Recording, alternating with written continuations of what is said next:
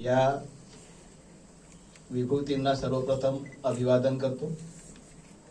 विदर्भ अर्थशास्त्र परिषदेच्या 47व्या वार्षिक अधिवेशनाच्या उद्घाटन समारंभाचे सन्माननीय अध्यक्ष, आपल्या गोंडवाना विद्यापीठाचे सन्माननीय कुलगुरू डॉक्टर प्रशांत बोकारे सर, या परिषदेसाठी उपस्थित असलेले प्रख्यात अर्थतज्ञ डॉक्टर खांदेवाले सर, या परिषदेचे या विद्यापीठाचे प्रकुलगुरू डॉक्टर कावळे सर, परिषदेचे माजी अध्यक्ष डॉक्टर आर.बी. भांडवलकर सर, विचारपीठावर उपस्थित परिषदेचे कार्याध्यक्ष डॉक्टर हुद्दा सर, या विद्यापीठाचे सन्माननीय सायन्स आणि टेक्नॉलॉजीचे डीन चिताडे सर, ह्युमॅनिटीचे डीन चंद्रमौळी सर, दोन्ही विभागाचे सन्माननीय सचिव डॉक्टर विठ्ठल घिन्मिने नागपूर परिक्षेत्र,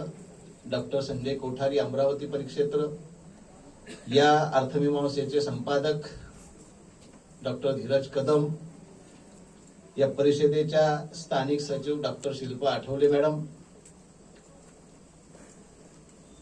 आणि माझ्या समोर बसलेले परिषदेचे सन्माननीय माजी अध्यक्ष doctor Mahure sir, doctor Gavhale sir, Mukta Jagirdar madam, Sore madam, Kakade sir, ज्येष्ठ प्राध्यापक बिडवई सर, गौतम कांबळे सर आणि अन्य सर्वच आमचे प्राध्यापक बंधू भगिनी, पत्रकार बंधू भगिनी, विद्यार्थी बंधू भगिनी, ज्यांनी या कार्यक्रमाचं सुंदर असं संचालन करत आहेत त्या मॅडम आणि सर्व बंधू आणि भगिनींनो, सर्वप्रथम विदर्भ अर्थशास्त्र परिषदेच्या 47व्या वार्षिक अधिवेशनासाठी आपण अविरोध माझी निवड केली, माझा सन्मान केला, त्याबद्दल मी सर्वांचं ऋणी आहे, सर्वांच्या ऋणात राहू इच्छितो। ही परिषद मघाशी उल्लेख केल्याप्रमाणे 1970-71 मध्ये स्थापन झालेली परिषद असून या परिषदेने काय दिलं असा प्रश्न जेव्हा विचारला जातो तेव्हा या परिषदेने संशोधक दिले, लेखक दिले, वक्ते दिले आणि या परिषदेने अतिशय कष्ट घेऊन, मेहनत घेऊन अर्थमीमांसा सारखा एक दर्जेदार जर्नल लेखकांना उपलब्ध करून दिला।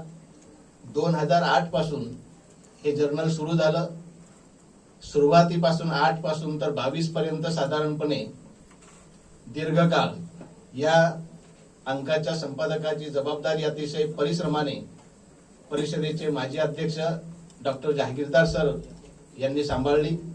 त्यांच्याच कार्यकाळामध्ये या जर्नलला ISSN नंबर प्राप्त झाला आणि वर्तमान संपादक डॉक्टर धीरज कदम यांच्या अतिशय परिश्रमामुळे या जर्नलला UGC केअरचा दर्जा मिळालेला आहे। मला असं वाटतं की ह्या दोन्ही बाबी आपल्यासाठी अतिशय महत्त्वाच्या आहेत, त्यामुळे या दोन्ही संपादकांचं आपण परिषदेच्या वतीनं अभिनंदन करूया। टाळ्या वाजवून त्यांचं अभिनंदन आपण केलं पाहिजे। मित्रांनो, माझा शेतीशी आणि शेतकऱ्यांशी अतिशय जवळचा संबंध राहिलेला आहे, त्यामुळे या परिषदेच्या अध्यक्षीय भाषणाकरिता मी हेतुपुरस्सर भारतातील शेती प्रश्नांची चिकित्सा हा विषय मी या ठिकाणी निवडलेला आहे। अर्थातच हा विषय मांडत असताना, याची तयारी करत असताना परिषदेचे सर्व माजी अध्यक्ष, विशेष करून doctor Shrinivas Khandewale sir, Jagirdar madam, Jagirdar sir, Bhandwalkar sir, या माजी अध्यक्षांनी, गव्हाळे सर असतील, यांनी वेळोवेळी मला मार्गदर्शन केलं, त्या सर्वांचा मी या ठिकाणी आभारी आहे। त्याचप्रमाणे हा विषय मांडत असताना 3 भागामध्ये आपण त्याची मांडणी केलेली आहे। आपल्याजवळ कॉपीज आहेत, त्यामुळे मी भाषण वाचणार नाही। 3 भागामध्ये याची मांडणी झालेली आहे। एक तर स्वातंत्र्योत्तर हरित क्रांतीपूर्वीचा काळ म्हणजे 1947 ते 1966 या काळात भारतीय शेती कशी होती। दुसरा टप्पा आहे हरित क्रांतीनंतर जागतिकीकरणापर्यंतचा काळ म्हणजे 1966 ते 1991, आणि तिसरा टप्पा आपण मांडलेला आहे की जागतिकीकरणानंतरचा काळ 1991 नंतर आजपर्यंत या 3 टप्प्यांमध्ये साधारणतः याची मांडणी आपण या ठिकाणी मी करणार आहे. आपल्याला माहित असेल अनेक वर्षापासून, अनेक दशकांपासून, शतकांपासून कुलगुरू महोदय म्हणाले की आता भारत हा कृषी प्रधान देश राहिलेला नाही. मात्र आपली ओळख जगामध्ये कृषी प्रधान देश म्हणून आहे, ते होते आणि आजही बऱ्यापैकी ती ओळख आहे. याचं कारण असं आहे की आपल्या जगाचा जेव्हा आपण सिनारिओ बघतो तेव्हा भूक क्षेत्रफळाच्या बाबतीमध्ये भारताचा 7वा क्रमांक लागतो आणि लोकसंख्येच्या संदर्भात मात्र आपण आता पहिल्या क्रमांकावर गेलेलो आहोत. सध्या भारताची लोकसंख्या 143 कोटी 55 लाख आहे आणि चीनची लोकसंख्या मात्र 142 कोटी 50 लाख आहे. म्हणजे चीनपेक्षा हे 1 कोटी 10 लाखाच्या जवळपास आपण आता पुढे गेलो आहे.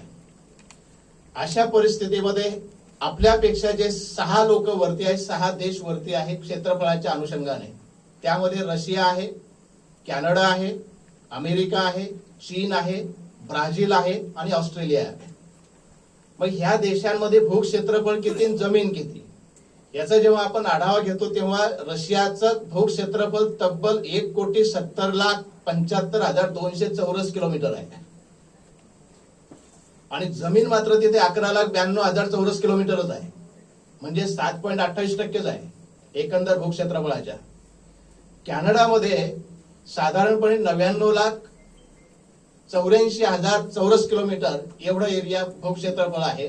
मात्र जमीन तिथे फक्त 4,74,000 चौरस किलोमीटर आहे, फक्त 5.22% आहे. अमेरिकेमध्ये 98,26,000 चौरस किलोमीटरचा एरिया आहे. जमीन तिथे 16,69,000 चौरस किलोमीटर आहे आणि त्याचं भूक्षेत्रफळाशी जमिनीचं प्रमाण आहे 18.22%. चीनमध्ये जवळपास 95,96,000 एवढं भूक्षेत्रफळ आहे चौरस किलोमीटर. जमीन तिथे आहे 15,04,000 चौरस किलोमीटर आणि त्याचा पर्सेंटेज आहे 16.13%. त्यानंतर आपण ब्राझीलकडे येतो आणि ब्राझीलचं जे क्षेत्रफळ आहे तर ते जमिनीचं क्षेत्रफळ तिथे 6,61,000 आहे आणि एकूण भूक्षेत्रफळाच्या ते 18.22% आहे. ऑस्ट्रेलिया 4,71,000 चौरस किलोमीटर आहे आणि त्याचं पर्सेंटेज आहे फक्त 6.19. भारताचं मात्र भूक्षेत्रफळ आहे 32,87,590 चौरस किलोमीटर आणि त्याचं जमिनीचं प्रमाण जे आहे 15,35,000 चौरस किलोमीटर एरिया म्हणजे 51.63% आहे. या आकडेवरून आपल्याला एक निदर्शनास आलं की जगातल्या आपल्यापेक्षा वर असलेल्या भूक्षेत्रफळाच्या तुलनेत सुद्धा जमिनीचं प्रमाण आपल्याकडे पर्सेंटेज मध्ये जर आपण विचार केला तर ते सर्वात वर आहे 51.63% आणि एरियाच्या संदर्भात विचार केला तर अमेरिका 16,69,000, आपण आहे 15,35,000, म्हणजे आपण दुसऱ्या नंबरवरती आहे एरियाच्या संदर्भामध्ये. यामुळे भारत हा कृषी प्रधान देश म्हणून ओळखला जातो. दुसरी गोष्ट अशी की याच्यामध्ये सर्वात जास्त जगामध्ये सर्वात जास्त लोक आपल्याच देशात शेतीवर उपजीविकेसाठी अवलंबून आहे. आजही 60% लोकांची उपजीविका शेतीवर आहे. त्यामुळेही भारत हा कृषी प्रधान देश म्हणून ओळखला जातो. आता जगामध्ये ही ओळख जेव्हा होती तेव्हा आपण काय करत होतो की आपण प्रायमरी गुड्स तयार करून एक्सपोर्ट करायचो, आपण पक्का माल तयार करत नव्हतो. आणि त्यामुळे काय झालं की ब्रिटिश काळामध्ये प्रामुख्याने आपल्याला असं दिसेल की भारतामधून ब्रिटनमध्ये प्रामुख्याने मँचेस्टरमध्ये कापूस जायचा, इथून तिथे मँचेस्टरमध्ये कपडा तयार व्हायचा आणि तो कपडा मात्र इकडे विकण्यासाठी यायचा. ह्या नीतीवरती, ब्रिटिशांच्या या नीतीवरती प्रबोधन करत असताना तुकडोजी महाराज असं म्हणायचे आपल्या कीर्तनामध्ये, ते अशिक्षित होते जवळपास, तरी ते असे म्हणायचे, जे शासनाला समजलं नाही ते तुकडोजी महाराजांना समजलं असं मला वाटते. ते असं म्हणायचे की कच्चा माल मातीच्या भावे, पक्का होता अशी चौपटीने घ्यावे, मग ग्रामजन कैसे सुखी व्हावे, पिकवून ही ते उपाशी.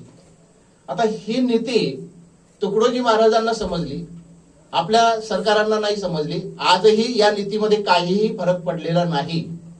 आपण आजही भारतामधून जास्तीत जास्त कच्चा मालच एक्सपोर्ट करतोय आणि पक्का माल मात्र तिकडून इम्पोर्ट करतो आहे. त्यामुळे इथल्या शेतकऱ्यांची अवस्था अतिशय गंभीर होत चाललेली आहे. या पार्श्वभूमीवरती गेल्या 77 वर्षामध्ये आपल्या देशात काय झालं? आपल्याला स्वातंत्र्य मिळून 77 वर्ष झाले. आपण नुकताच अमृतकाळ आपला साजरा केला धुमधडाक्याने. या 77 वर्षामध्ये शेतीमध्ये काय बदल झाले आहे? या अनुषंगाने जेव्हा ब्रिटिशांच्या काळामध्ये आपल्या शेतीचं उत्थान झालं नाही, प्रगती झाली नाही, तेव्हा आपल्या भारताचे पहिले कृषी मंत्री भाऊसाहेब देशमुख असं म्हणाले होते की कृषी संस्कृती ही सर्व संस्कृतींची जननी आहे. कृषी संस्कृती ही सर्व संस्कृतीची जननी आहे. तिचा विकास करणे जरुरी आहे. कृषी हा मानवाचा आद्य उद्योग आहे. कृषी शिवाय मानवाच्या विकासाचा सिद्धांतच निरर्थक आहे. त्यामुळे शासनाने कृषी विकासाकडे लक्ष पुरविले पाहिजे. हे भाऊसाहेब तेव्हा म्हणतात 1950-55 दरम्यान. मात्र त्यानंतरही शासनाने पाहिजे तसं लक्ष शेतकऱ्यांकडे दिलं नाही. म्हणून खेदाने म्हणावं लागतंय की 4 लाख लोकांनी आपले प्राण दिले आहे. जर लक्ष दिलं असतं तर एवढे लोक मेले नसते. दुसरी महत्वाची गोष्ट, शेतकऱ्यांच्या संदर्भामध्ये भाऊसाहेब त्यावेळेला असं म्हणाले होते की भारतीय शेती आणि शेतकरी यांच्याबद्दल मला नितांत आदर आहे. मी शेतकऱ्याला सर्वोत्कृष्ट धननिर्माता समजतो.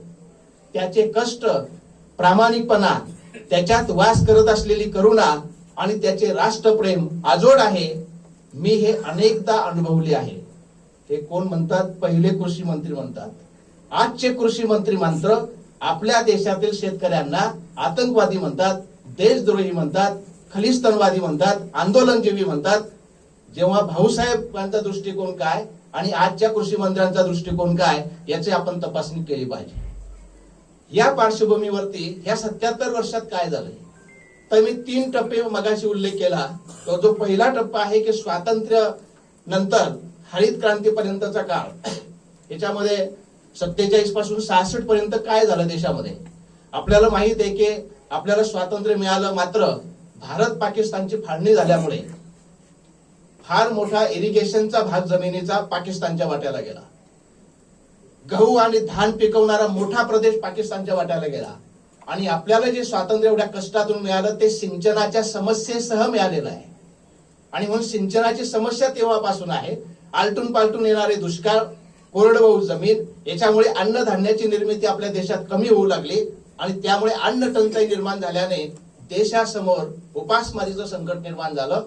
या संकटावर मात करण्यासाठी तत्कालीन भारत सरकारने जवळपास 1956 मध्ये अमेरिकेसोबत PL 480 करार केला. आपल्याला सर्वांना माहित आहे. आणि या PL 480 कराराच्या माध्यमातून जे खाद्य अमेरिकेमध्ये जनावर खात होते ते खाद्य इम्पोर्ट करून आपल्या लोकांचे पोट शासनाने तेव्हा भरलेले आहे. मग यातून मार्ग काय काढायचा?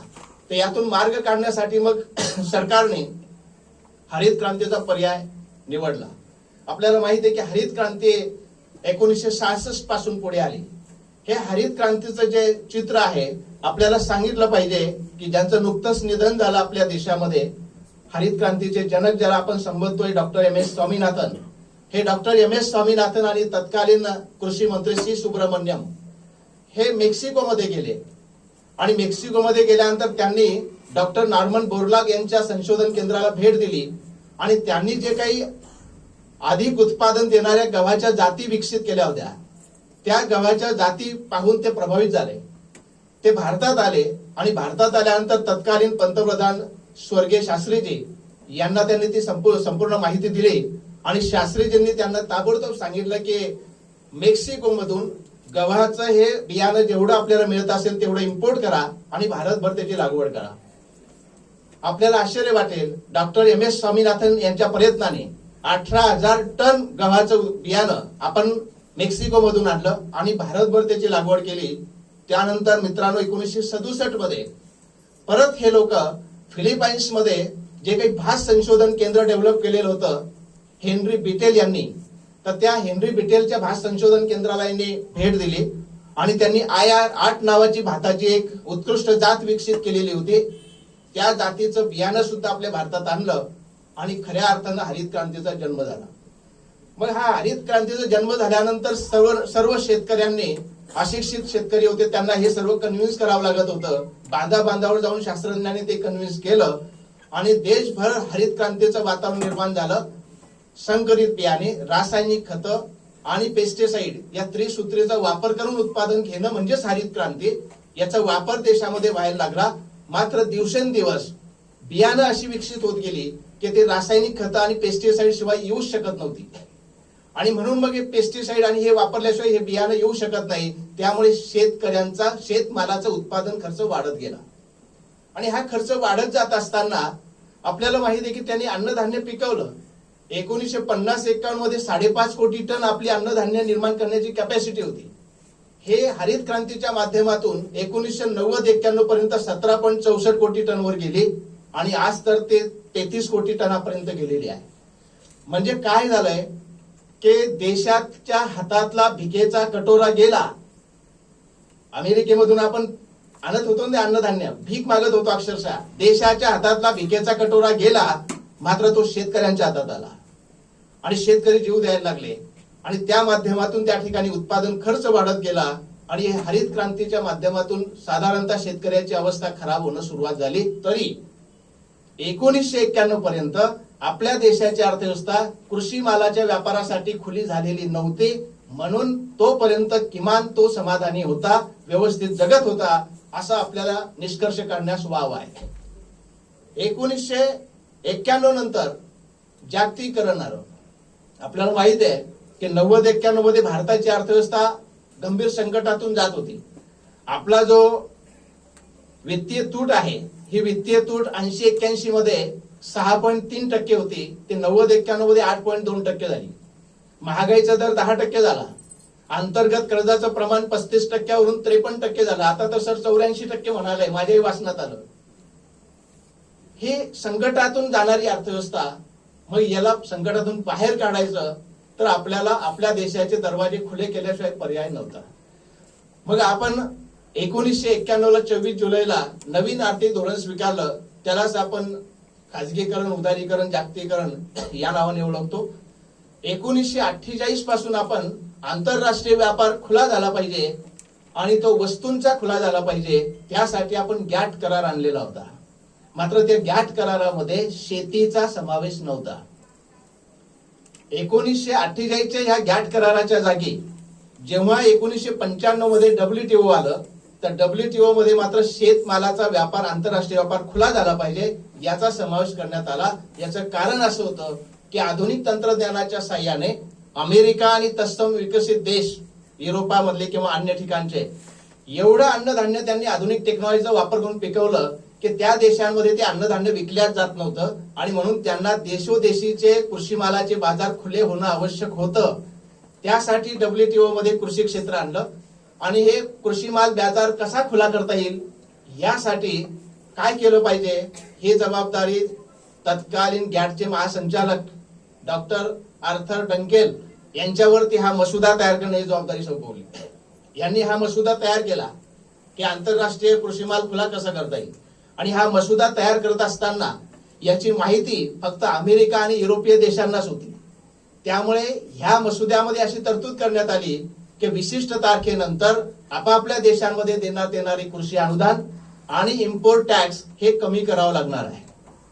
त्याचा फायदा घेऊन ज्या ज्या लोकांना हे माहिती होतं त्यांनी आपापल्या देशातले कृषी अनुदान प्रचंड वाढवून घेतले. त्यांनी इम्पोर्ट टॅक्स त्या ठिकाणी वाढवून घेतले आणि मग त्या ठिकाणी कमी करण्याचं प्रयोजन त्या ठिकाणी ठेवलं. WTO मध्ये जेव्हा हा विषय आला तेव्हा अनेक देशांनी याला विरोध केला. आपल्याला माहिती आहे की उरुग्वेच्या 7 फेऱ्या झाल्या गॅट कराराच्या. त्या 7 फेऱ्यांमध्ये जे करार झाले त्यामध्ये कृषी करार हा सर्वात महत्वाचा करार आहे आणि त्याला 123 देशांनी मग सहमती दिली की हा कृषी माल करार आपण टाकला पाहिजे WTO मध्ये. आणि 15 डिसेंबर 93 ला त्याच्यावर सहमती झाली आणि एप्रिल 94 मध्ये गॅटच्या ठिकाणी WTO स्थापन करण्याचा निर्णय झाला. 1 जानेवारी 95 पासून WTOचं काम सुरू झालं, ती अस्तित्वात आली. पण हे WTO मध्ये काय आहे, शेतीच्या संदर्भात काय आहे, दोनच गोष्टी मी आपल्याला सांगेन की हा ड्राफ्ट जो तयार झाला तो 83 ते 86च्या काळात तयार झाला. आणि त्यामुळे त्यांनी काय केलं की 86 ते 88 हा पायाभूत काळ मानला आणि त्यावेळेला जी काही कृषी अनुदानं दिल्या जात होती प्रत्येक देशामध्ये, तर WTO लागू झाल्यानंतर त्यांनी असं म्हटलं की विकसित देशांनी 6 वर्षाच्या काळामध्ये विकसित देशांनी 20% पर्यंत कृषी अनुदाने कमी करायची आणि अल्प विकसित देशांनी भारतासारख्या 10 वर्षाच्या काळात 13% कमी करायची. आपल्याला ऐकायला फार चांगलं वाटते की आपल्यावरती उपकार झाले की ते 20% 6 वर्षाचंच करतायत कपात, आपल्याला 10 वर्षाची मुदत दिली आणि 13% सांगितलं. सुरुवातीला असं वाटतं की हे फार चांगलं केलंय. मात्र मी मगाशी उल्लेख केला की ज्यांना ड्राफ्ट माहित होता तयार होत आहे त्यांनी ऑलरेडी ह्या सबसिडी वाढवून घेतलेला आहे, त्यांनी इम्पोर्ट टॅक्स वाढवून घेतलेला आहे आणि म्हणून त्यांच्यावर फार काही याचा कपातीचा परिणाम झाला नाही. इम्पोर्ट टॅक्सच्या संदर्भामध्ये 6 वर्षाच्या आत विकसित देशांनी आपल्या देशात आयात होणाऱ्या कृषी मालाच्या आयातीवरती 36% कपात करायची आयात कर आणि अल्प विकसित देशांनी 24% कपात करायची 10 वर्षाच्या काळात. हे ठरलं. मी मगाशी उल्लेख केला की ते परत वाढवून घेतलं. या अनुदान कपातीचा आपल्याला कुठल्याही प्रकारचा फायदा झाला नाही, उलट फटका बसला. विकसित देशांना मात्र त्याचा कुठलाही फटका बसलेला नाही.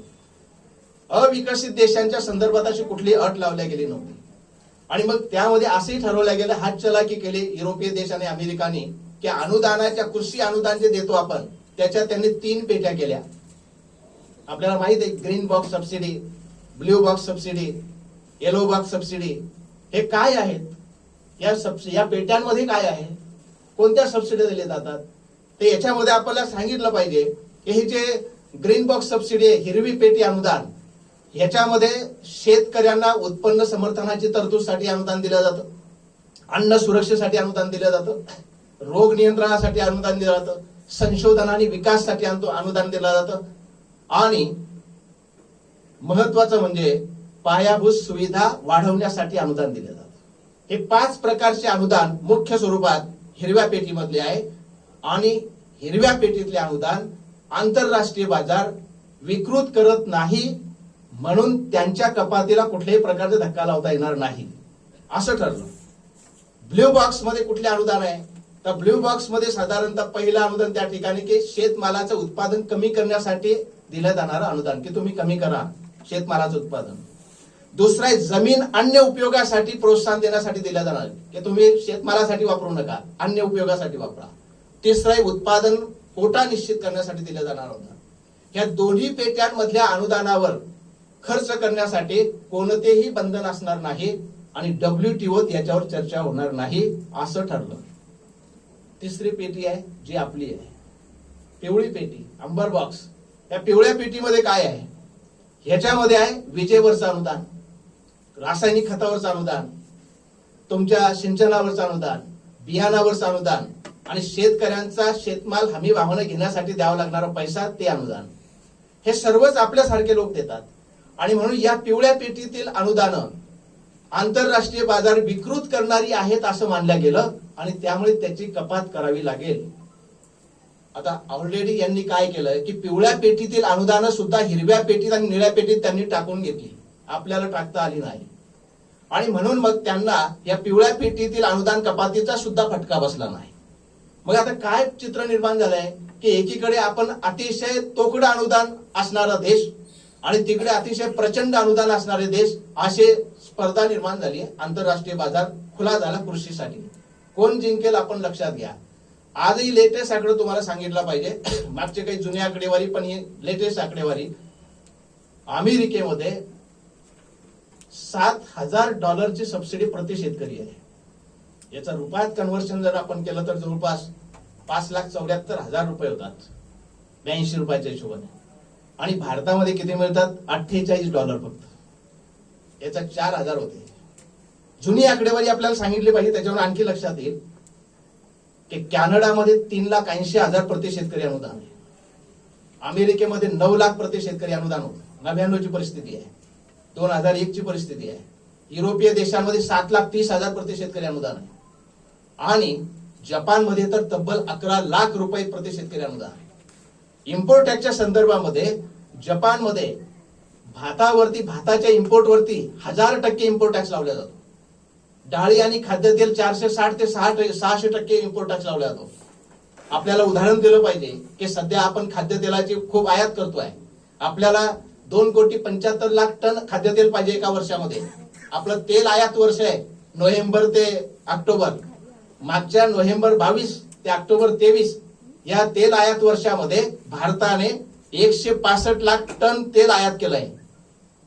आणि या खाद्यतेलावरती आपण पहिले कच्च्या खाद्यतेलाच्या आयातीवरती 13.75% टॅक्स लावत होतो, तो आता 5.5% केला. आणि पक्क्या तेलावर म्हणजे रिफाईंड तेलावरती 45% लावत होतो, तो आता 13.75% केला आहे. आणि 2025 पर्यंत मुदत वाढवली आहे. प्रचंड तेलाचं या ठिकाणी पूर येणार आहे. एकीकडून भरमसाठ तेल या ठिकाणी आणायचं आणि इथल्या तेलबियाचे उत्पादक जे आहे यांना हमी भाव द्यायचा नाही. यांचा सोयाबीन, तीळ, सूर्यफूल, जवस, मोहरी हे अतिशय कमी भावाने खरेदी करायचं आणि यांना गड्ड्यात टाकायचं, अशा प्रकारची नीती सुरू आहे. तुकडोजी महाराजांनी ती समजली. आजच्या सरकारांना मात्र ती अजूनही समजलेली नाही.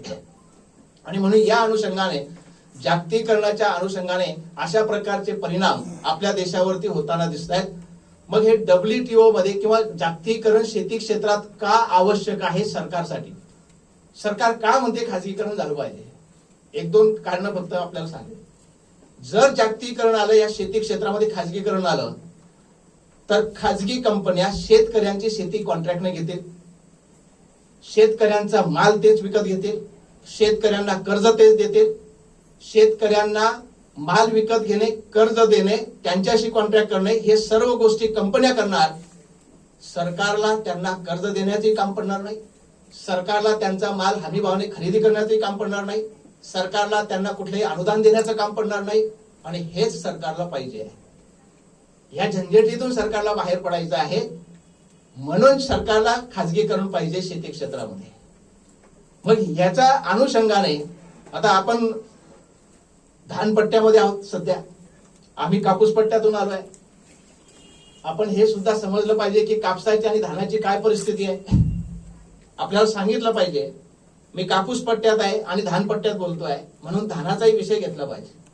कापूस पट्ट्याचा सिनेरिओ काय आहे? जगामध्ये मित्रांनो 3,57,00,000 हेक्टरवर कापसाची शेती होते. त्यापैकी भारतामध्ये 1,42,00,000 हेक्टरवरती कापसाची शेती होते. महाराष्ट्रामध्ये जवळपास 42-43 लाख हेक्टरवरती कापसाची शेती होते. आणि तुमच्या विदर्भामध्ये 22 लाख हेक्टर क्षेत्रावर कापसाची शेती होते. त्याच्यापैकी एकट्या यवतमाळ जिल्ह्यात 5 लाख हेक्टर क्षेत्रावर कापसाची शेती होते. यवतमाळ जिल्हा जगातला असा जिल्हा आहे की कोणत्याही जिल्ह्यात एवढ्या मोठ्या प्रमाणावर कापसाची लागवड होत नाही जेवढी यवतमाळ जिल्ह्यात होते, जिल्हा प्लेसचा विचार केला तर. आणि दुर्दैवाची बाब म्हणजे सर्वात जास्त आत्महत्या सुद्धा जगाच्या पाठीवर यवतमाळमध्येच झाल्या आहे. म्हणजे आत्महत्येच्या संदर्भात ही यवतमाळ जिल्हा आघाडीवर आहे. आपल्याला सांगितलं पाहिजे की हा जे कापसाचे प्रश्न आहे, तर का निर्माण झाले कापसाचे प्रश्न? 2-3च प्रश्न महत्वाचे शेतकऱ्यांचे मी म्हणतो. 3च समस्या आहे, जास्त समस्या नाही शेतकऱ्यांच्या. एक तर त्याला मुबलक कर्ज मिळालं पाहिजे, एक तर आयात निर्यातीचं धोरण शेतीपूरक असलं पाहिजे, एक तर त्याचा माल जो आहे शेतमाल तो हमी भावाने खरेदी करण्याचा सरकारने प्रयोजन केलं पाहिजे. मी असं म्हणेल की सरकारने तो कायदा केला पाहिजे. आज काय परिस्थिती आहे? CACP आपण स्थापन केलं. त्या CACPच्या शिफारशीनुसार सरकार भाव जाहीर करतं. सध्या 23 पिकांचे हमी भाव जाहीर होतात सरकारकडून. त्याच्यामध्ये 7 प्रकारचे अन्नधान्य आहे, 5 प्रकारचे कडधान्य आहे, 7 प्रकारचे तेलबिया आहे आणि 4 प्रकारचे नगदी पीक आहे.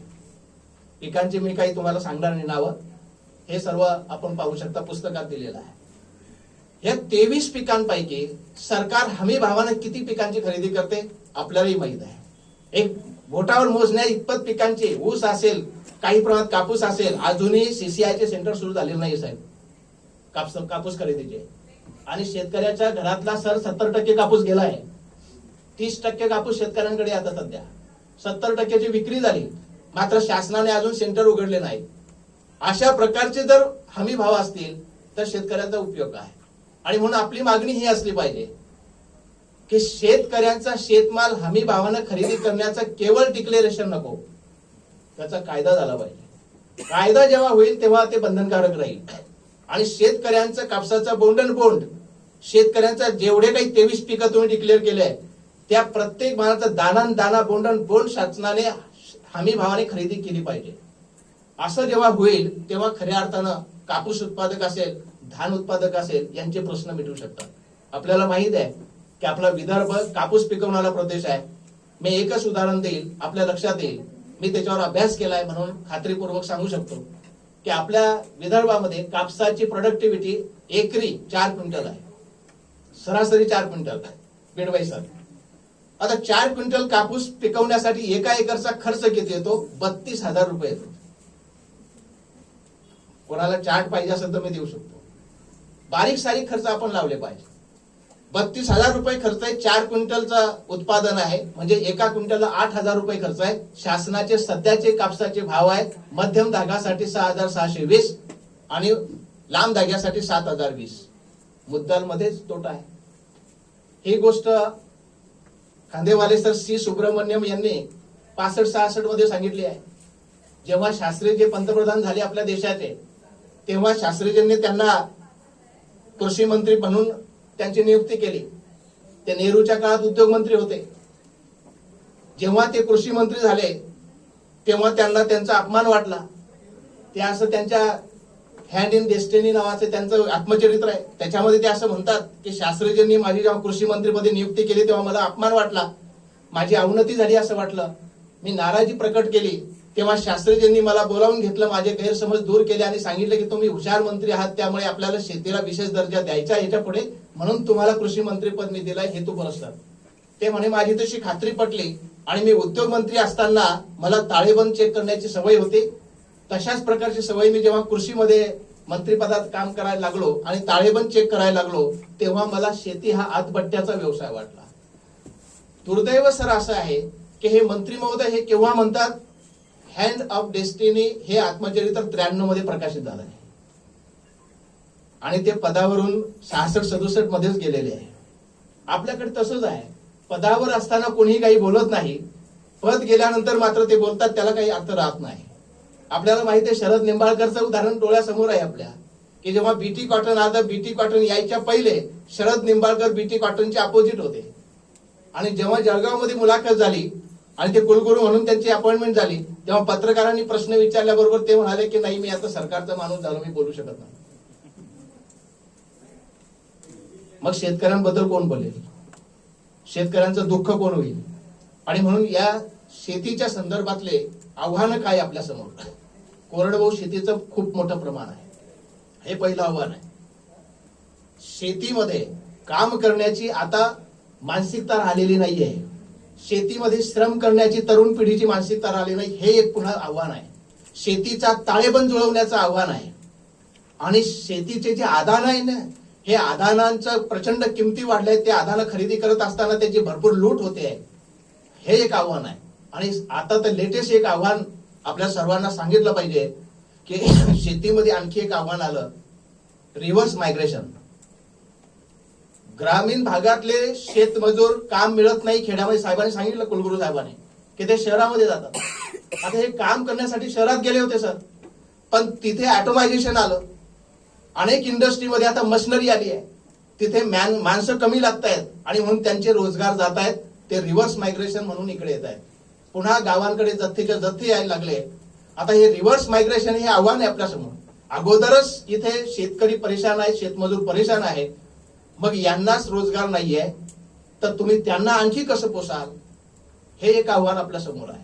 आणि म्हणून या अनुषंगाने ज्या समस्या आहेत शेतीमधल्या, त्या कुठल्या समस्या आहेत, काय आपण समस्यांना फेस करतोय, तर आपल्याला सांगितलं पाहिजे की नवीन आर्थिक धोरण स्वीकारल्यानंतर आपलं कृषी क्षेत्र पूर्णतः कोलमडलेलं आहे.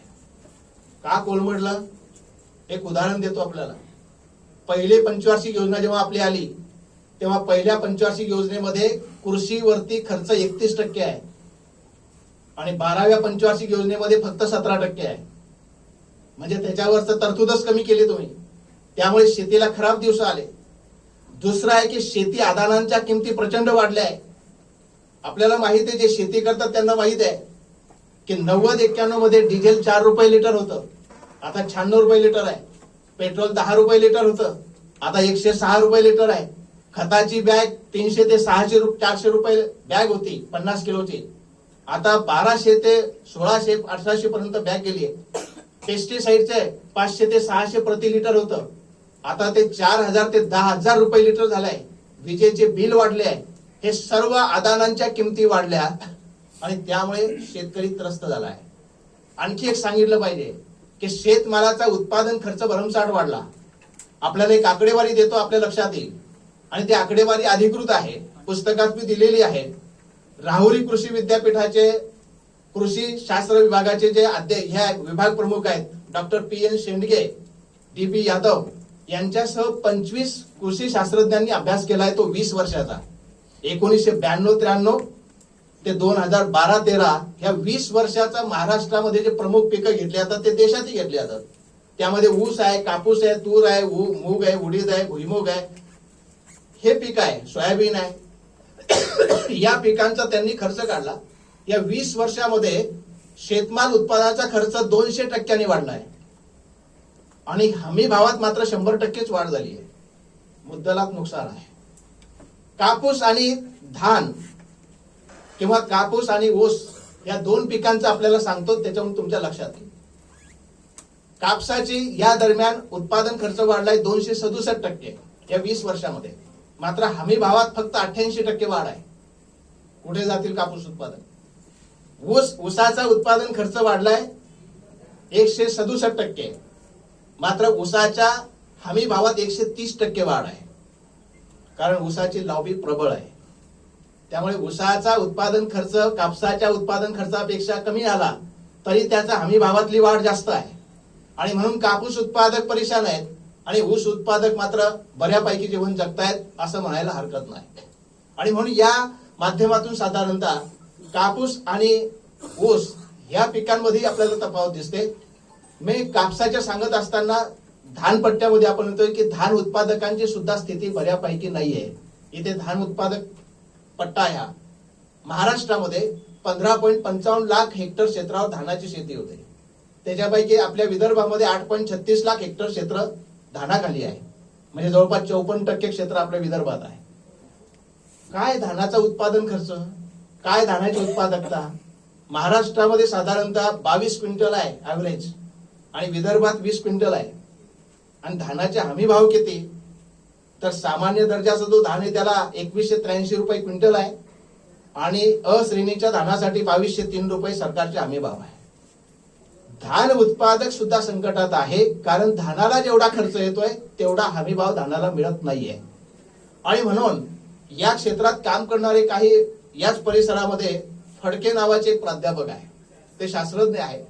त्यांनी धान आणि मत्स्य शेती याच्यावर अभ्यास केला आहे आणि त्यांच्या अभ्यासाचा निष्कर्ष असा आहे की या धानपट्ट्यामध्ये पाण्याची मुबलकता आहे आणि म्हणून धानाच्या ऐवजी या परिसरातल्या शेतकऱ्यांनी आपापल्या शेतीमध्ये 10 गुंठे, 20 गुंठे, अर्धा एकर किंवा 1 एकर असं जर या ठिकाणी तलाव खोदले आणि त्या तलावामध्ये जर मच्छीचं उत्पादन घेतलं तर ते मच्छीच्या उत्पादनापासून धानापेक्षा 3 ते 4 पटीनं उत्पन्न जास्त मिळतं असा त्यांचा निष्कर्ष आहे. हे शेतकऱ्यांनी केलं पाहिजे. धान पिकाला हे पर्याय आहे, मात्र ते फुली कमर्शियल बेसवर करावं लागेल, कारण त्या तलावामधलं जे पाणी आहे ते कुठल्याही दुसऱ्या उपयोगासाठी वापरता येणार नाही. ते पाणी अतिशय स्वच्छ ठेवावं लागेल, ते कमर्शियल बेसवरती करावं लागेल. तर शेतकऱ्यांना निश्चितपणे मत्स्य उत्पादनामध्ये धानापेक्षा जास्त प्रॉफिट आहे असं त्यांनी आपल्या रिसर्चमध्ये सिद्ध केलं आहे. आपण त्याचा अवलंब केला पाहिजे असं मला वाटतं. जागतिकीकरणानंतर हे जे आपण म्हणतोय की कृषीमध्ये समस्या निर्माण झाल्या, तर यामध्ये 2-3 समस्या मी फक्त आपल्याला सांगेल आणि मग मी माझ्या उपाययोजनांकडे, या ठिकाणी 2-4 उपाययोजना ज्या आहेत त्या उपाययोजनांकडे वळणार आहे. मी मगाशी बोललो की शेतीचा उत्पादन खर्च वाढला. दुसरे महत्वाचे की बी बियाणांच्या बाबतीमध्ये शेतकरी हा दिवसेंदिवस परावलंबी होत चालला आहे. कारण पहिले संकरित बियाणं आली, पहिले घरच्या घरी शेती केल्या जात होती. घरचे बियाणं, घरचे खतं, घरचे बैल, लाकडी नांगर याचा वापर शेतकरी करत होता हरित क्रांतीपूर्वीच्या काळामध्ये. आणि तेव्हा जमिनीचे तुकडे सुद्धा झालेले नव्हते. अनेक लोक भूमिहीन होते आणि विशिष्ट लोकांकडे शेकडो एकर जमीन होती. तेव्हा परिस्थिती अशी होती आणि ती म्हण तेव्हा खरी होती, आता नाहीये सर. तेव्हा होतं उत्तम शेती, मध्यम व्यापार, कनिष्ठ नोकरी. कारण शेतीचे तुकडे नव्हते, शेतमाल उत्पादनाचा खर्च येत नव्हता, मजूर भरपूर मिळत होते आणि मजुरांची मजुरी ही नगदी न देता धान्याच्या स्वरूपात द्यावी लागत होती. त्यामुळे त्याला मुळात उत्पादन खर्च अतिशय कमी येत होता आणि म्हणून शेतकरी तेव्हा बऱ्यापैकी जगत होता. त्यामुळे उत्तम शेती, मध्यम व्यापार, कनिष्ठ नोकरी अशा प्रकारची ती म्हण त्यावेळेला विकसित झाली होती. त्यावेळेला मुलगी जर द्यायची असेल तर ज्याच्याकडे शेती आहे, मॅडमला माहित असेल त्यावेळेच्या पिढीमध्ये की ज्याच्याकडे शेती आहे त्याला प्राधान्य होतं. आणि आज उलट झालंय. आज ज्याच्याकडे नोकरी आहे त्याला मुलगी देतात. 100 एकर शेती असली तरी त्याला मुलगी मिळत नाहीये. म्हणजे आता ही म्हण उलटी झाली. कारण त्यावेळेला आपल्या जीडीपी मध्ये शेती क्षेत्राचा हिस्सा तब्बल 57% होता. 75% लोक त्याच्यावर जीवन जगत होते. आताच्या परिस्थितीमध्ये हा हिस्सा 14-15% आला आणि 60% लोक अजूनही त्याच्यावर जीवन जगतायत. त्यामुळे शेतकऱ्यांचं मुळात उत्पन्न कमी झालं आणि म्हणून शेती किंवा शेतकऱ्याच्या मुलाला कोणी आज मुलगी द्यायला तयार नाही. कोणालाही विचारलं, कोणाही पोरीला विचारलं की बाबा तुला नवरा कोणता पाहिजे, तर शेतकरी सोडून बोला असं ती म्हणते. आणि त्यामुळे आता उत्तम नोकरी, मध्यम व्यापार, कनिष्ठ शेती अशा प्रकारचे ते चित्र झालेलं आहे. आणि याच्याही पलीकडे ही म्हण अतिशय विद्रूप झाली आहे सर. आता ते मला वारंवार आपल्याला दिसत आहे की आता मुलांना आम्ही जेव्हा प्रश्न विचारतो, पहिले प्रश्न विचारत होतो की तुला काय बनायचं, तो डॉक्टर बनायचं, इंजिनियर बनायचं, प्राध्यापक बनायचं असं म्हणायचा. आता त्याचे उत्तर यायला लागले सर की मला राजकारणात जायचं. आणि आपले मोदी साहेब सुद्धा म्हणतायत की तरुणांनी राजकारणात यायला पाहिजे. राजकारणात जायचं का जायचं, तर तो पाहतोय की जिल्हा परिषद मेंबर जर निवडून आला तर तो आमदारकीच्या लायकीचा होतो. आमदार निवडून आला तर खासदारकीच्या लायकीचा होतो. खासदार बनल्याबरोबर 10 पिढ्याचं कमाई करून घेतो, मंत्रिपदाच्या लायकीचा होतो. आणि नोकरीवाले जागच्या जागेवर आहे, शेतीवाले परेशानीत आहे, व्यापारवाले जीएसटी मुळे डबघाईस आले आहे. त्यामुळे आता ही म्हण अशी झाली की उत्तम राजकारण, मध्यम नोकरी, पगार काहीतरी मिळतो, पेन्शन मिळते, कनिष्ठ व्यापार आणि मायनस शेती. शेती मायनस झाली आता. आणि अशा मायनस धंदा करायला कोण पुढे येईल. आणि म्हणून तरुणांमध्ये शेतीबद्दल बिलकुल आकर्षण नाहीये. शेती करायची त्यांची इच्छाच नाहीये. आणि म्हणून ह्या तरुणांना शेतीकडे जर आणायचं असेल तर शासनालाच काहीतरी ठोस अशा उपाययोजना कराव्या लागतील. शेतीमध्ये काहीतरी असे बदल घडवून आणावे लागतील की जेणेकरून हा तरुण वर्ग शेतीकडे येईल. मोदी साहेब म्हणतात की मला माझ्यासमोर 4च जाती आहे. मला अभिमान वाटला त्या वाक्याचा. 4 जाती कोणत्या? युवा, शेतकरी, महिला आणि गरीब. हे 4 जाती आहेत असं ते म्हणाले. मी असं विनंती करेल शासनाला की या महिलांचं कल्याण करा, गरिबांचं कल्याण करा, युवांना नोकऱ्या द्या आणि शेतकऱ्यांचं भलं करा. या 4 जाती चांगल्या जगल्या पाहिजे. सरकारने हा कार्यक्रम घेतला पाहिजे.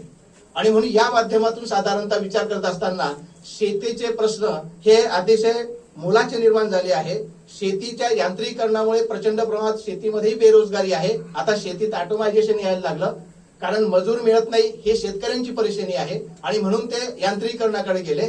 मात्र यांत्रिकीकरणाच्या माध्यमातून शेती क्षेत्रातही बेरोजगारी प्रचंड प्रमाणात त्या ठिकाणी वाढत आहे.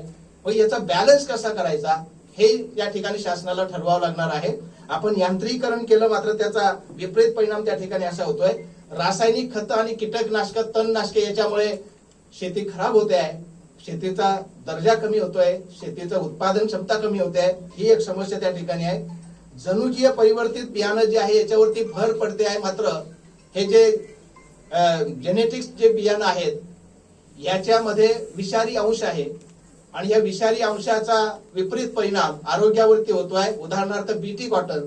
त्या बीटी कॉटन मधून जे सरकी निघते त्याच्या आधारे तेल तयार होतं आणि ते तेल खाद्यतेल म्हणून वापरलं जातं. अनेक तज्ञांचं असं मत आहे की ते बीटी कॉटनचं सीड पॉइझन असल्यामुळे हे सीड मध्ये ते येतं आणि ते तेलामध्ये येतं. त्यामुळे अलीकडच्या काळामध्ये आपल्याकडे कॅन्सरचे डिसीजेस खूप वाढत आहे आणि म्हणून आरोग्यावर त्याचे परिणाम होताना दिसत आहेत. नंतर बिगर शेती कामासाठी जमिनीचा खूप मोठा वापर अलीकडे होतोय. उद्योगधंदे स्थापन करायचे, इन्फ्रास्ट्रक्चर वाढवायचं. त्यामुळे भविष्यामध्ये अन्नधान्य निर्माण करण्यासाठी जमीन किती वाचेल याची विचार या ठिकाणी करण्याची आवश्यकता आहे. चराऊ जंगलं नष्ट झाली, त्याच्यामुळे पशुधन आणि दुग्ध व्यवसायावर विपरीत परिणाम झालाय. शासनाने वन विभाग जो आहे आपला, या वन विभागाने चराऊ जंगलं जवळपास नष्ट केली आहे. त्यामुळे प्रत्येक गावाला लागून जे चराऊ कुरणं होती ते कुरणं संपली आणि म्हणून आता मेंढी पालन, म्हशी पालन, गायी पालन, एकंदर दुग्ध व्यवसाय, पशु व्यवसाय हा धोक्यात आला. आणि गावातले दुधाची गंगा आटलेली आहे. गावामध्ये दूध दुभतं नाही, गावामध्ये दही नाही, गावामध्ये तूप नाही. त्याच्यामुळे गावातल्या तरुणांचे किंवा मुलांचे आरोग्य हे आपण बघा कसं झालेलं आहे, याचाही परिणाम त्या ठिकाणी आपल्याला दिसून येतो. आणि शेतमालांच्या आधारभूत किमती ह्या पाहिजे तशा नसल्यामुळे शेतकरी संकटात आहे, हे मगाशी आपण उल्लेख केला. बहुराष्ट्रीय आणि राष्ट्रीय कंपन्यांचा शिरकाव शेतीमध्ये होत आहे आणि त्यामुळे सर्वसामान्य शेतकरी याच्यामध्ये नुकसानदायक परिस्थितीमध्ये आलेले आहेत. कॉन्ट्रॅक्ट फार्मिंगचा कायदा आपण पास केला, त्याला विरोध झाला. मात्र कॉन्ट्रॅक्ट फार्मिंगचे काय अनुभव आहेत, जगभरामध्ये त्याचे फारसे काही चांगले अनुभव नाहीत. आणि म्हणून कॉन्ट्रॅक्ट फार्मिंगच्या ऐवजी शासनाने समूह शेतीकडे लक्ष देण्याची आवश्यकता आहे, असं त्या ठिकाणी मला वाटतं. सर्वात महत्वाचं म्हणजे आपल्या शेतीला जो फटका बसतोय तो हवामान बदलाचा बसतोय. आपल्याला माहित आहे की सध्या हवामान बदल फार मोठी एक समस्या निर्माण झाली आहे. आपल्याकडे ह्या ज्या अत्याधुनिक वस्तू तयार होतात, रेफ्रिजरेटर असेल किंवा वातानुकूलित यंत्र असेल, कॉस्मेटिक असेल किंवा हेअर ड्रायर असेल, ह्या साऱ्या वस्तूंसाठी CFC वापरला जातो, क्लोरोफ्लोरोकार्बन. आणि हा जो क्लोरोफ्लोरोकार्बन आहे हा कार्बन पेक्षा कितीतरी पटीने घातक आहे. आपला जो पृथ्वीचा संरक्षक कवच आहे, ओझोन वायूचा थर, या ओझोन वायूच्या थराला तो डॅमेज करतो आहे आणि त्यामुळे त्याला जागोजागी छिद्र पडत आहे.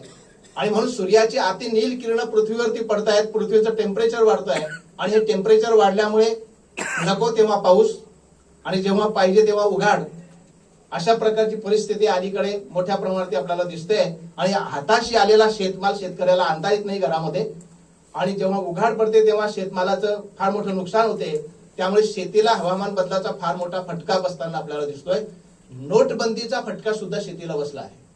आपल्याला माहिती आहे की नोटबंदी जेव्हा अचानकपणे झाली तेव्हा राष्ट्रीय स्वयंसेवक संघाशी संबंधित असलेल्या 2 संस्था सांगतो तुम्हाला, भारतीय मजदूर संघ आणि भारतीय किसान संघ, या दोन्ही संस्थांनी स्पष्टपणे सरकारला म्हटलं की नोटबंदीचा फटका सर्वात जास्त शेतीला बसलाय, मजुरांना बसलाय. याचे साजी नारायण नावाचे अध्यक्ष आहे, राष्ट्रीय अध्यक्ष राष्ट्रीय शेतकरी मजदूर संघाचे, यांनी शासनाला सांगितलं की सर्वात जास्त फटका शेती व्यवसायाला नोटबंदीचा बसला. नोटबंदी जेव्हा झाली तेव्हा शेतकऱ्यांकडे बियाणं खतं खरेदी करण्यासाठी कॅशच नव्हती. त्यामुळे बरेच शेतकरी पेरणी करू शकले नाही, बरेच शेतकऱ्यांचं त्यावेळेला नुकसान झालं. आणि 1 वर्ष जर वाया गेलं तर माणूस 3 वर्ष मागे जातो, हे आपण लक्षात घेतलं पाहिजे. नोटबंदीचा तात्कालिक होता तो, पण तो 3 वर्ष बॅक गेलेला आहे, हे आपण लक्षात घेतलं पाहिजे. आणि त्या माध्यमातून हे जे 3 कृषी कायदे आले, त्या 3 कृषी कायद्यांचंही टांगती तलवार अजूनही शेतकऱ्यांवर आहे. नुकतंच पाशा पटेल हे जे भारतीय जनता पार्टीचे महत्वाचे नेते आहेत, आणि हे जे 3 कृषी कायदे सरकारने मागे घेतले ते पुन्हा कसे आणायचे यासाठी एक समिती नेमलेली आहे, त्या समितीचे हे सदस्य आहे. यांनी मागच्या महिन्यामध्ये एक इंटरव्ह्यू दिला, मुलाखत दिली. त्या इंटरव्ह्यू मध्ये त्यांनी असं म्हटलंय की आमच्या समितीचा रिपोर्ट जवळपास तयार झालाय आणि लोकसभा इलेक्शनच्या पहिले कदाचित हा रिपोर्ट आम्ही गव्हर्नमेंटला देऊ आणि गव्हर्नमेंटला दिल्यानंतर पुन्हा हे 3 कृषी कायदे नव्या फॉर्म मध्ये सरकार लागू करणार आहे. म्हणजे अजून कृषी कायद्यांचं टांगती तलवार शेतकऱ्यांवरची गेलेली नाहीये, हे आपण या ठिकाणी लक्षात घेतलं पाहिजे. आणि मग या संकटातून बाहेर पडण्यासाठी काय केलं पाहिजे, तर सर्वात महत्वाची गोष्ट पायाभूत सुविधांमध्ये वाढ करण्याची गरज आहे. अजूनही शेत रस्ते नाही, विजेची वानवा आहे, रोड बरोबर नाहीये, वाहतूक व्यवस्था बरोबर नाहीये. आणि म्हणून या साऱ्या गोष्टी अतिशय वानवा असल्यामुळे पर्टिक्युलर शेतकऱ्याला पर्टिक्युलर शेतमाल पर्टिक्युलर ठिकाणी पर्टिक्युलर वेळेत नेता येत नाही, त्याला भाव मिळत नाही, आणि म्हणून त्याचे प्रश्न आहे. म्हणून पायाभूत सुविधांकडे सरकारने लक्ष दिलं पाहिजे. शेती शिक्षण आणि प्रशिक्षणाची व्यवस्था केली पाहिजे. शेतीच असा व्यवसाय आहे की ज्याला कुठल्याही प्रकारच्या शिक्षणाची गरज नाहीये. तुम्ही चपराशाची पोस्ट काढली तर त्याला क्वालिफिकेशन आहे, हमालाची पोस्ट काढली त्याला क्वालिफिकेशन आणि इंटरव्ह्यू आहे. पण शेती करणाऱ्याला कुठल्याही प्रकारची परीक्षा नाही, शिक्षण नाही, इंटरव्ह्यू नाही. आणि म्हणून किंबहुना जे लोक शिकत नाही, 10वीच्या अलीकडे ज्यांचे ड्रॉप आउट आहे, ते ड्रॉप झालेले लोकच शेतीमध्ये येत आहेत. त्यांना शेतीच्या संदर्भात फारशी माहिती नाही. वडिलांनी आजोबांनी केली तशीच शेती ते करतात. मात्र आज जमाना बदललेला आहे. आज प्रत्येक बियाणाच्या पिशवीवरती इंग्रजीत नाव आहे, पेस्टिसाइडची नावं इंग्रजीत आहे, बियाणाची नावं इंग्रजीत आहे, खताची नावं इंग्रजीत आहे, कंटेन इंग्रजीत आहे. त्याला ते वाचता येत नाही, म्हणून तो कृषी दुकानदारावर डिपेंड आहे. आणि कृषी दुकानदार असंच माल विकतो की ज्याला त्याच्यात मार्जिन असते. त्यांचे टूर होतात सिंगापूरचे, त्यांचे टूर होतात ब्राझीलचे, मात्र शेतकरी आत्महत्या करतो. कारण त्यांनी याला जे विकलंय त्याला याचं शेत माहित नाही, याची माती माहित नाही, याचं पाणी माहित नाही, फक्त त्याला ज्याच्यात मार्जिन आहे त्यांनी ते विकलेलं आहे. आणि म्हणून ह्या शेतकऱ्याला चुकीचं ते सर्व मिळाल्यामुळे याचं उत्पादन घटलेलं आहे आणि म्हणून हा कर्जबाजारी झाला आहे. दुसरी एक महत्वाची गोष्ट, गोदाम सोयीमध्ये वाढ केली पाहिजे. आजही काय झालंय की शेतकरी आपल्या देशात एवढा गरीब आहे की त्याला राहायपुरतं सुद्धा घर नाहीये. मग कापूस पिकल्यानंतर तो ठेवेल कुठे? जर एक राहण्याचं ठिकाण तेच आणि कापूसही तिथेच लावला तर कापसाच्या गंजीला आग लागण्याची भीती आहे, घर जळण्याची भीती आहे. आणि म्हणून तो माल निघल्याबरोबर वाटेल त्या भावाने विकून टाकतो आणि व्यापारी बसलेलेच आहे त्याचं शोषण करायला. त्यामुळे शासनाने जागोजागी गावागावात गोदाम बांधले पाहिजे आणि या गोदामांमध्ये शेतकऱ्यांचा माल साठवण्याची व्यवस्था केली पाहिजे. त्या मालाच्या तारणाच्या पावतीवर शेतकऱ्यांना रास्त दराने कर्ज दिलं पाहिजे. म्हणजे सावकाराचं कर्ज बिर्ज असेल त्याच्यावर तर तो ताबडतोब फेडेल आणि जेव्हा मार्केटमध्ये भाव वाढतील त्या भाव वाढीचा फायदा या गोडाऊन मध्ये साठवलेल्या मालाच्या माध्यमातून त्याला मिळेल आणि शेतकऱ्याची अवस्था काहीतरी चांगली होईल असं या ठिकाणी मला वाटतं. शासकीय स्रोतांच्या माध्यमातूनच त्या ठिकाणी त्याला कर्ज मिळालं पाहिजे, सावकाराच्या माध्यमातून त्याला कर्ज देऊ नये असं मला त्या ठिकाणी प्रकर्षाने वाटतं. याचं कारण असं आहे की मी ग्रामीण भागात राहतो आणि मला प्रकर्षाने हे जाणवतं की शेतकऱ्यांना जे कर्ज मिळतं ते मासिक व्याजाने मिळतं. मासिक कमीत कमी 5% आहे आणि 10% 8% आहे. आता 5% म्हणजे 12 पंचे 60 झालं ते. 60% वार्षिक जगात कोणत्याच बँकेत नाहीये कर्ज 60%. 96% जगात कुठेच नाहीये. एवढ्या अव्वाच्या सव्वा दराने जर त्या ठिकाणी कर्ज दिल्या जात असेल तर कर्ज फेड्यामध्येच त्याचा माल जातो, त्याची प्रगती होतच नाही. म्हणून प्रत्येक शेतकऱ्याला शासनाच्याच माध्यमातून रास्त दराने कर्ज पुरवठा झाला पाहिजे. 4% आमची मागणी आहे. 4%च्या ऐवजी 6% तरी किमान त्याला वार्षिक व्याजदर लावला पाहिजे. तर शेतकऱ्यांचं कुठेतरी याच्यातून जे काही नुकसान होत आहे ते थांबेल असं मला वाटतं.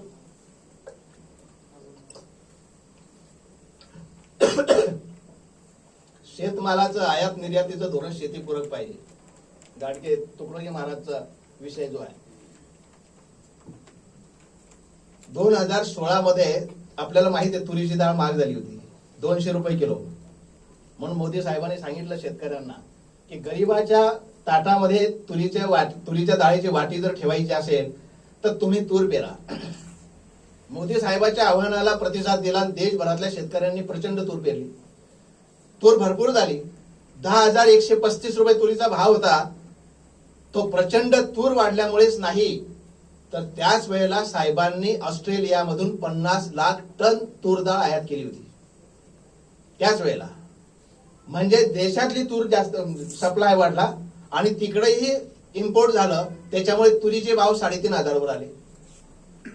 जेव्हा एका मंत्र्याला प्रश्न विचारला की साहेब 10,135 वरून तुरीचे भाव 3,500 वर आले, शासनाची काही पॉलिसी नाही का? तेव्हा त्या मंत्र्यांनी उत्तर दिलेलं आहे की 1 लाख क्विंटल तूर खरेदी केली तरी बोंबलतात साले. साले म्हणणारे मंत्री आहेत आपल्याकडे. म्हणून शेतकऱ्यांबद्दल काय कणव आहे त्यांना हे आपल्या लक्षात येतं. जेव्हा भरमसाठ संख्येने शेतकरी आत्महत्या करत होते 2007 मध्ये उच्चांक होता, तेव्हा लोकसभेमध्ये 2.5 तासाची चर्चा ठेवली शेतकरी प्रश्नावर, आत्महत्येच्या प्रश्नावर. ते 2.5 तास दिले होते. एवढा तास देणं कठीण आहे. 2.5 तासाची चर्चा ठेवली. लोकसभेच्या डॉक्युमेंटमध्ये सर्व अवेलेबल आहे. त्या 2.5 तासाच्या चर्चेसाठी शेतकऱ्यांच्या प्रश्नावर चर्चा करायची आहे. 543 पैकी किती खासदार पाहिजे? हे भूमिपुत्र म्हणतात ना स्वतःला, हे शेतकऱ्यांचे पुत्र म्हणतात ना स्वतःला. किती शेतकरी होते? सुरुवातीला फक्त 9 खासदार होते या चर्चेमध्ये आणि जेव्हा 2.5 तास वेळ संपली, चर्चा संपली, तेव्हा 26 होते 543 पैकी. म्हणजे खरोखरच यांना शेतकऱ्यांच्या प्रश्नाविषयी काही आहे का हे आपल्याला यातून सिद्ध होतं.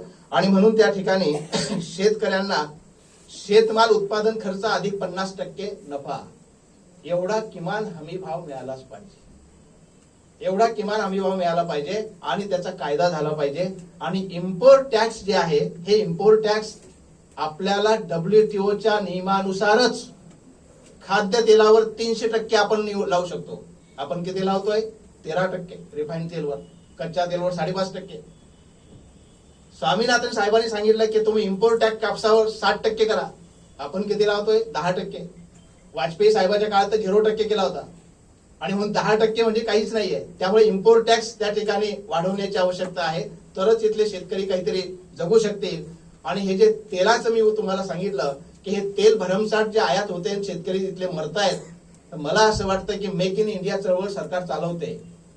या तेलबिया उत्पादकांना बाहेरून तेल आयात करण्यापेक्षा यांनाच प्रोत्साहन दिलं, यांना काही अनुदान दिलं आणि यांच्यामधून भरमसाठ आपण जर तेलबियाचं उत्पादन करून घेतलं आणि देशाची गरज देशातच भागवली तर देशाला शुद्ध तेलही मिळेल पाम तेलाच्या ऐवजी आणि शेतकऱ्यांना 2 पैसे त्याच्या खिशात जास्त जातील. ही सुद्धा एक मेक इन इंडिया चळवळ होऊ शकते. सरकारने याच्याकडेही लक्ष देण्याची आवश्यकता आहे.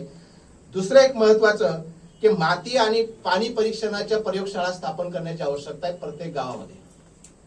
माती परीक्षण, आता सॉइल हेल्थ कार्ड आपण वाटतोय, पण किती लोकांना वाटले? प्रत्येक गावात माती परीक्षण केंद्र झालं पाहिजे, पाणी परीक्षण केंद्र झालं पाहिजे. त्या जमिनीतली माती कशी आहे हे जोपर्यंत कळत नाही तोपर्यंत त्याच्यात काय पेरायचं, किती टाकायचं, कोणतं टाकायचं हे कळत नाही. आपण एक सर्वे असा आहे की अननेसेसरी आपण रासायनिक खत 40% वेस्टेज टाकतोय ज्याची गरज नाहीये. हा उत्पादन खर्च वाढत आहे. जर त्या माती परीक्षण आपण केलं तर त्याच्यावरून जो रिपोर्ट येईल त्याच्यामध्ये जमिनीत कोणते मूलद्रव्य आहेत, कोणते कमी आहे, कोणते जास्त आहे हे विचारात घेऊन ते कृषी शास्त्रज्ञ जे सल्ला देतात ते शेतकऱ्याला सांगतील की बाबा तुझ्या जमिनीत हे पीक येतं, तू हे पेर, तू एवढं खत टाक, तर शेतकऱ्याचा उत्पादन खर्चही कमी होईल, जमिनीची पोत चांगली राहील आणि शेतमालाचं उत्पादन सुद्धा वाढेल आणि शेतकऱ्याचं काहीतरी भलं त्याच्यामध्ये होऊ शकतं. म्हणून माती परीक्षण आणि पाणी परीक्षण या प्रयोगशाळा त्या ठिकाणी स्थापन झाल्या पाहिजे. त्या रिपोर्टच्या आधारावरती शेती झाली पाहिजे. हा एक मॉडर्न फार्मिंगचा विषय आहे. त्यानंतर तण नियंत्रणासाठी तणनाशकाचा वापर सध्या शेतकरी करतायत, त्याच्यामुळे जमीन थोडीशी खराब होते, बंजर होते, नापिकीकडे वाटचाल होते आहे आणि म्हणून त्यालाही काहीतरी सोल्युशन आपण या ठिकाणी करण्याची आवश्यकता आहे. त्यासाठी शेतकऱ्यांना सरकारचं एक मिशन आहे, पारंपरागत शेती पद्धत आपण सरकारने आणली 2015 पासून. हे वाढली पाहिजे आणि निसर्ग शेतीकडे आपण वळलो पाहिजे.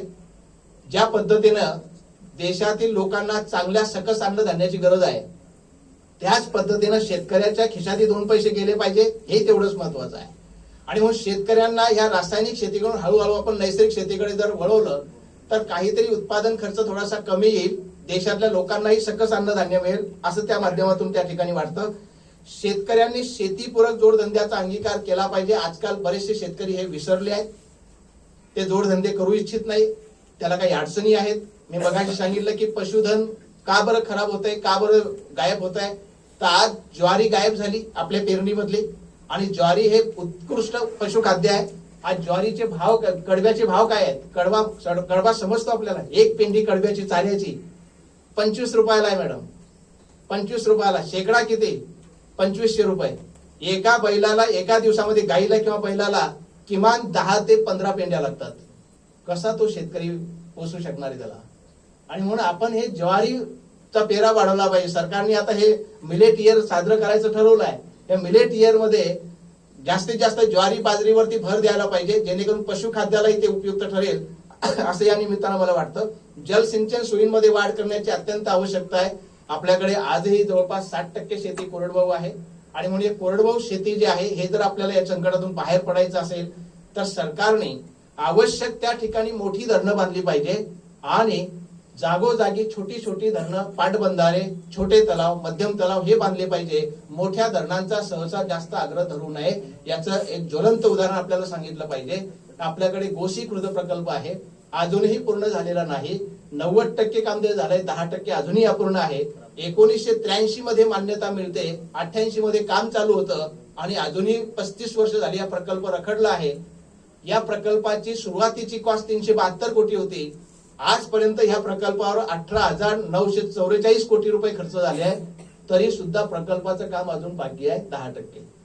अजून खर्च वाढेल आणि म्हणून मोठ्या प्रकल्पांच्या मागे न लागता आवश्यक त्या ठिकाणीच मोठे प्रकल्प करावे आणि जागोजागी छोटे छोटे प्रकल्प उभे केले तर निश्चितपणे सिंचनाची समस्या काही प्रमाणात आपल्याला कमी करता येईल. आणि पीक विमा योजना जी आहे ती पीक विमा योजना सर्व पिकांना कंपल्सरी केली पाहिजे, हे आपण या ठिकाणी लक्षात घ्या. आणि पीक विम्यासाठी शासकीय कंपन्याच घेतल्या पाहिजे, खाजगी कंपन्या घेऊ नये. कारण खाजगी कंपन्या शेतकऱ्यांचे पीक विम्याचे दावे फेटाळतात. एक यवतमाळचं उदाहरण देतो, घडलेलं यावर्षी 8,59,000 शेतकऱ्यांनी विमा काढला यवतमाळच्या. 8,40,000 शेतकऱ्यांनी विमा काढला. 509 कोटी रुपये त्यांनी हप्तापोटी भरले, विम्याच्या हप्तापोटी. फक्त त्यापैकी 59,000 शेतकऱ्यांनाच 41 कोटी रुपयापर्यंत नुकसान भरपाई भेटली. 509 कोटी जमा केले होते, 59,000लाच भेटली. आणि भेटली किती नुकसान भरपाई? माझ्याकडे आकडे पुस्तकात बातमी आलेली आहे सविस्तर. कोणाच्या खात्यात 3 रुपये, कोणाच्या खात्यात 2 रुपये, कोणाच्या खात्यात 9 रुपये, कोणाच्या खात्यात 15 रुपये. हे हेटाळणी नाही का शेतकऱ्यांची? हे थट्टा नाही का शेतकऱ्यांची? आणि म्हणून खाजगी कंपन्या नफ्यासाठी आल्या आहे. त्यामुळे शासनाने शासकीय विमा कंपन्यांचीच निवड याच्यासाठी केली पाहिजे, तरच शेतकऱ्यांना काहीतरी 2 पैसे त्या विम्याचा फायदा होऊ शकेल असं मला वाटतं. कोरडवाहू शेतकऱ्यांची खूप परिस्थिती भयानक आहे, म्हणून त्यांना 5,000 रुपये प्रति एकर शेत पेरणीसाठी सरकारने अनुदान दिलं पाहिजे. शेतकरी कुटुंबांना मोफत आरोग्य सेवा आणि मुलामुलींना शिक्षण दिलं पाहिजे. शासनाने अल्पभूधारक कोरडवाहू शेतकरी जे आहेत यांच्या नावाने 5 लाख रुपयाची विमा पॉलिसी काढली पाहिजे. त्यांना जर काही अपघाती मृत्यू आला तर विम्याचं संरक्षण त्यांना मिळेल. जर मृत्यू आला नाही तर 5 लाख रुपयाचा त्यांना मॅच्युरिटी नंतर फायदा मिळेल. त्यानंतर कोरडवाहू शेतकरी आणि शेतमजूर यांना 60 वर्ष झाल्यानंतर आपण जसे थकतो, आपण रिटायर होतो, आपल्याला पेन्शनची सवलत आहे, तेही काम करतात ना, त्यांचेही अवयव थकतात. मग त्यांनाही 60 वर्षानंतर समाधानकारक निवृत्ती वेतन देण्याची योजना शासनाकडे असली पाहिजे, शासनाने ती राबवली पाहिजे. आणि आत्महत्याग्रस्त शेतकरी कुटुंबाला आता आपण 2001 पासून 1 लाख रुपये देतोय. आता त्याची व्हॅल्यू फार कमी झाली, त्यामुळे 5 लाख रुपये ही रक्कम केली पाहिजे असं त्या ठिकाणी मला वाटतं.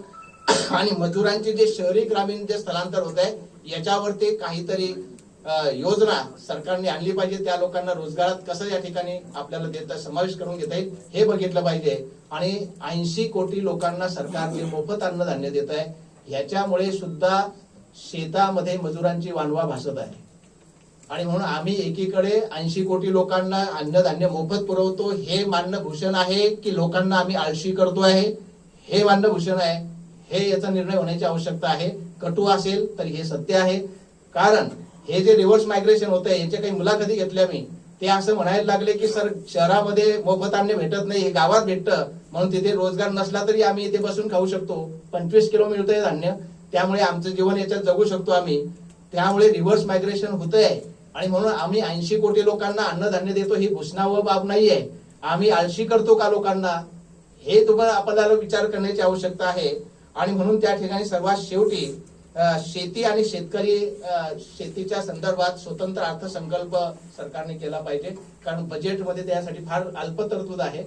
मागचं जे बजेट होतं 45 लाख कोटी रुपयाचं होतं, त्याच्यामध्ये 1,25,000 कोटी रुपये शेतीसाठी आहे, बाकी कर्जाची रक्कम आहे. हे 1.25 लाख कोटी म्हणजे 2.8%च आहे. आणि ज्याच्यावर 60% लोक आहेत त्याला 2.8% देता तुम्ही. आणि म्हणून याचं स्वतंत्र बजेट असलं पाहिजे किंवा केंद्रीय बजेटमध्ये मोठी तरतूद असली पाहिजे. हे सारे प्रश्न शेतीचे आहे, याच्यावरती अशा प्रकारचं सोल्युशन असावं असं मला वाटतं. शेवटी शेतकऱ्यांसाठी एक प्रार्थना म्हणतो आणि मी माझं अध्यक्ष लांबलेलं भाषण जे आहे मी थांबवतो. प्रार्थना अशी आहे की एवढाच मान राखा देवा माझा, एवढाच मान राखा देवा माझा, सदा सर्व काळ सुखी राहो बळीराजा. एवढाच मान राखा देवा माझा, सदा सर्व काळ सुखी राहो बळीराजा. कोणत्याच जीवाची न आता चिता जळो, कोणत्याच जीवाची न आता चिता जळो, एवढीच आस इडापिडा टळो. नको रे नापिकी नको रे दुष्काळ, नको रे नापिकी नको रे दुष्काळ, नशिबात सुगीचा येऊ दे सुकाळ. फुलो आनंदी चांदण देवा हीच एक इच्छा, नवीन वर्षाच्या बळीराजा तुला हार्दिक शुभेच्छा, हार्दिक शुभेच्छा. आपण मला ऐकून घेतलं, शांतपणे मला अध्यक्षपद दिलं, माझा मान सन्मान केला, त्याबद्दल परिषदेच्या सर्व आजीव सभासद पदाधिकारी सर्वांचं मनापासून आभार मानतो, आपल्या ऋणात राहू इच्छितो. धन्यवाद. जय हिंद, जय भारत.